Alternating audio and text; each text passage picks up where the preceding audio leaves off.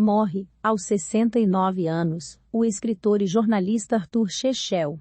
Colunista do jornal o Globo e comentarista da Globo News, estava internado na Clínica São Vicente, na zona sul do Rio. O escritor, jornalista e dramaturgo Arthur Chechel morreu neste domingo, 27, aos 69 anos. Ele estava internado na Clínica São Vicente, na zona sul do Rio. Chechel foi diagnosticado apenas 2 semanas atrás com um linfoma não Hodgkin de células T. Fez a primeira sessão de quimioterapia na quinta, e passou mal à noite. Na sexta, teve uma parada cardiorrespiratória, logo revertida. Mas, em função dela, não resistiu e morreu na noite deste domingo. Arthur Chechel deixa o companheiro, Paulo Severo, com quem foi casado por 30 anos. Entre os seus livros estão Janete e Clair, A Usineira de Sonhos, O Torcedor Acidental, Crônicas, e Hebe, a biografia. Escreveu ainda, junto com Carlos Heitor Con e Heródoto Barbeiro, Liberdade de Expressão.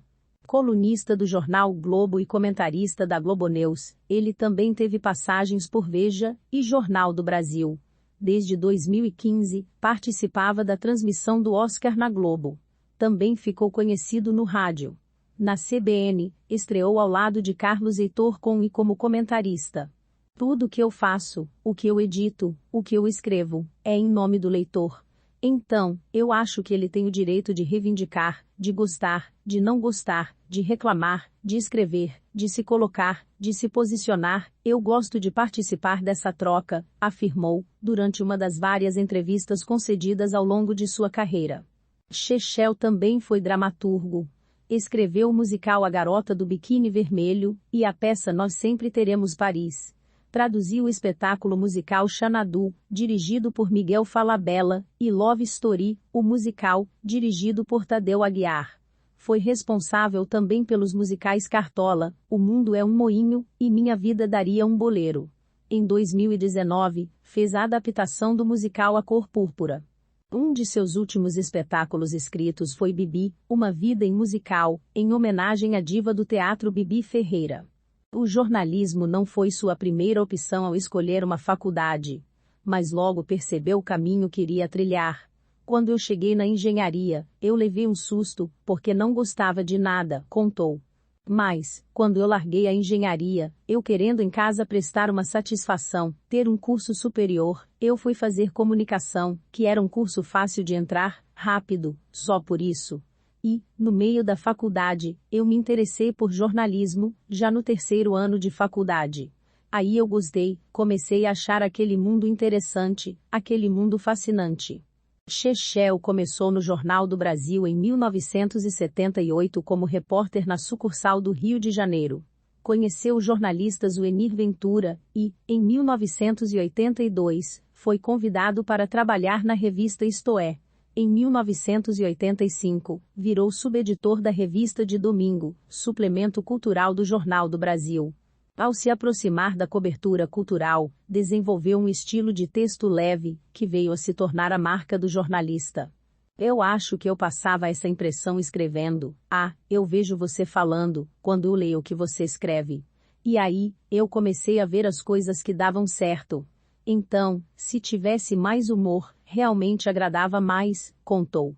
Também foi editor do Caderno B, do Caderno de Cidade e subsecretário de redação. Em 1992, foi convidado para ser um dos colunistas do jornal. Em 2000, mudou de casa. Virou colunista do jornal o Globo. Foi também editor do suplemento Rio Sou e do Segundo Caderno. Uma das maiores inspirações do jornalista foi o cronista Sérgio Porto, conhecido pelo pseudônimo Stanislau Ponte Preta. Embora o autor tivesse se notabilizado por livros, Chechel disse que a obra de Porto o inspirou até para falar sobre televisão. O Stanislau tem muito universo da televisão, o universo do Sou Business, o comportamento político, que eu não sei se é parecido, mas com o qual eu me identifico, e eu me passei a perguntar se não teria uma influência mesmo não consciente. Inspirações como essa alimentaram o trabalho de Chechel, naquilo que ele mais se notabilizou. Suas colunas. Era nesse espaço que o jornalista buscava ir muito além de escrever agendas, ou a programação cultural da cidade.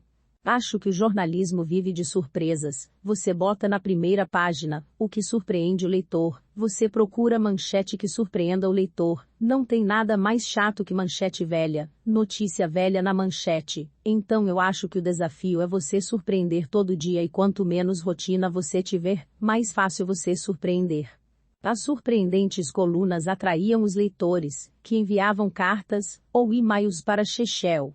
Fossem críticas ou elogiosas, o colunista era grato por essas mensagens. Na opinião dele, elas mostravam o tamanho da responsabilidade do trabalho do jornalista.